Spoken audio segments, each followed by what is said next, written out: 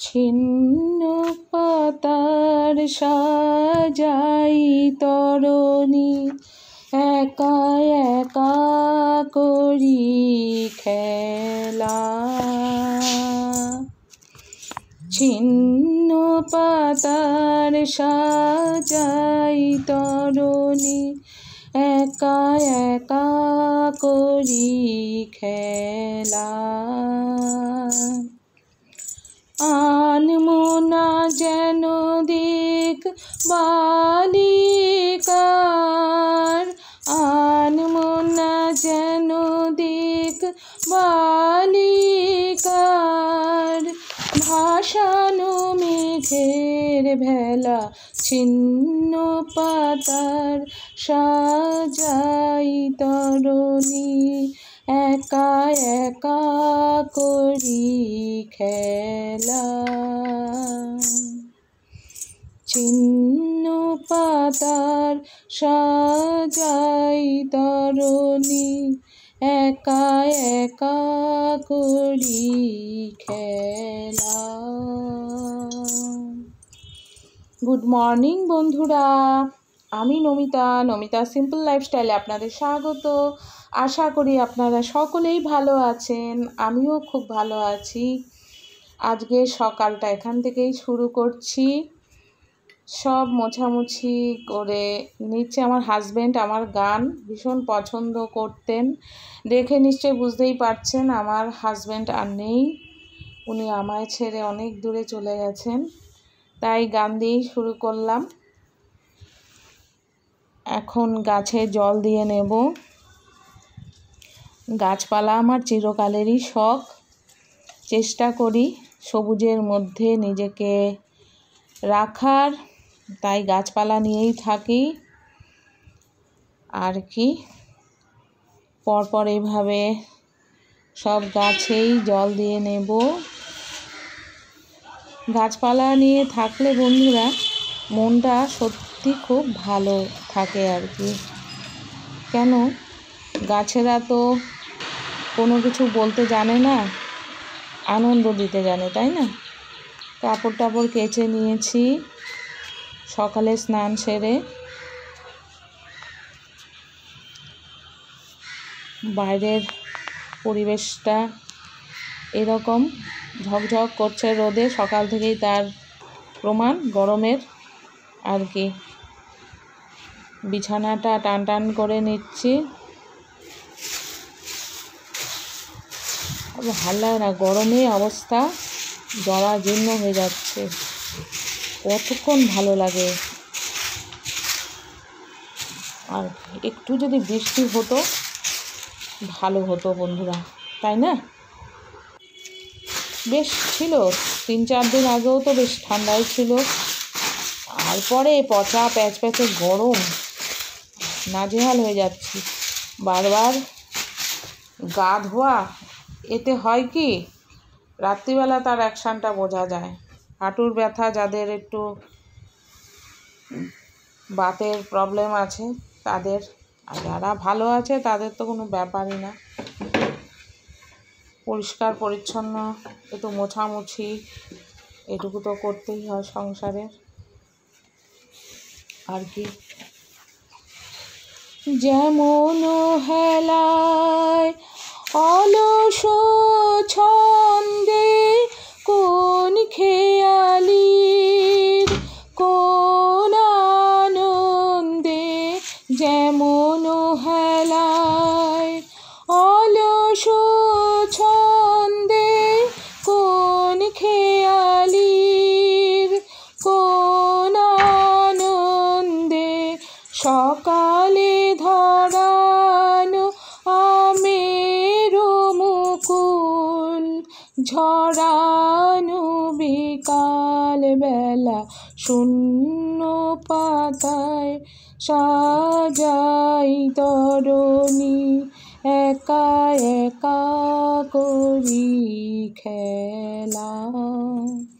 বন্ধুরা, দুপুরের মেনু এই পর্যন্তই।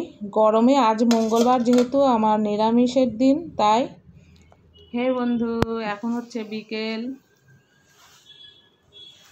হাঁটতে বেরিয়েছিলাম একটু রাস্তায়, হেঁটে এসে ঘেমে নিয়ে একসার শরীরটা ভালো লাগে হাঁটতে গেলে, সেই তো এক নাগাড়ে ঘরে সব সময়ের জন্যে। তাই হাঁটতে হাঁটতে একটা গল্প মনে পড়ছিল ছোটোবেলার, সেটা একটু শেয়ার করি।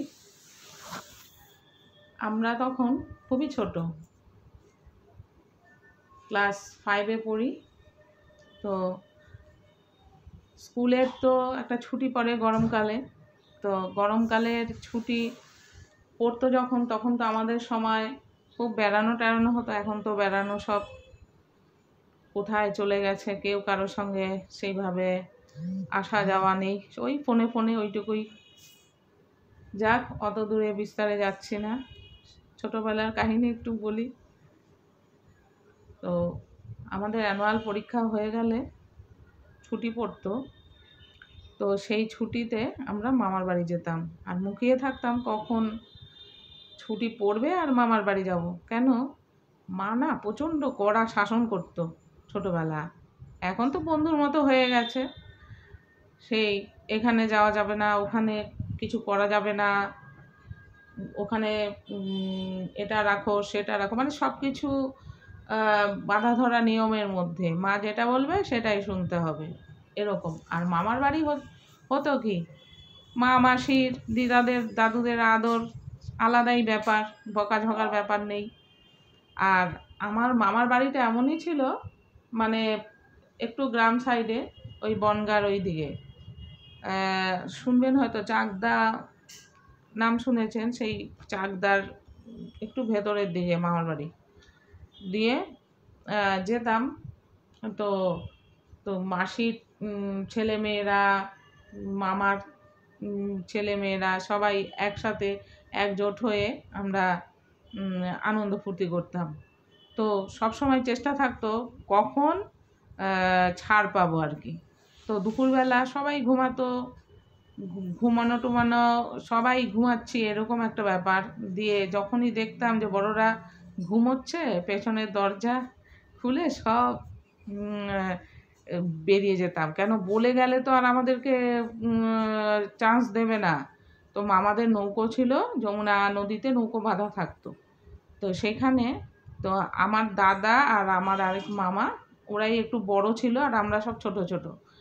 দিয়ে আমাদের তো নেবে না, তা আমি বলেছি, দাদাকে বলেছি যদি না নাও তাহলে কিন্তু বলে দেবো, বাস আর কি, নিয়ে যেত।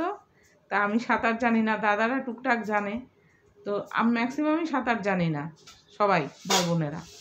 তো দুপুরবেলা এরকম গেছি, দিয়ে মাঝ নদীতে নৌকোতে, নৌকো খালি দেখছি কি ঘুরছে, ঘুরপাক খাচ্ছে, ব্যাস হয়ে গেছে। এবার বুঝতে পেরেছি যে এবার যদি নৌকো ডুবে সব মরবো একসাথে।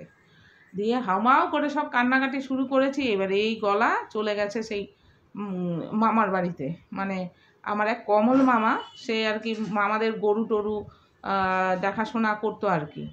তো সেই মামা শুনতে পায় আর কি, ওই বিচুলি কাটছিল যে কোথায় আওয়াজ হচ্ছে, তা ওই ছুটে এসছে, দেখছে এই অবস্থা। এই গামছা পরে মামা নিচে কাদা মাদা নিয়ে মানে নেমেছে নিচে, আর মানে একটা লাঠি দিয়ে টানার চেষ্টা করছে। তারপরে কোনো রকম মানে ফিরে এসেছি আর কি, আমরা আমাদের উদ্ধার করেছে। তারপরে কান ধরেছি, আর কোনো দিন এই যমুনা নদীতে আর নামবো না। ওরে বাপরে, যা ভয় পেয়ে গেছিলাম না বন্ধু, সে বলার কথা না। তাহলে গল্পটা কেমন লাগলো? ভালো থাকবেন। আমার বক বক আজ এই পর্যন্তই। সবাই খুব ভালো থাকবেন, হাসি খুশি থাকবেন, আর সব সময় আনন্দে থাকবেন। ভিডিওটা এখানেই শেষ করছি। আর কি, এই চলছে একের পর এক কাজ। এখন চা বানাবো আর কি, সন্ধে টন্ধে দেবো। ভালো থাকবেন, আমার পরের ভিডিওতে আপনাদের সঙ্গে দেখা হবে।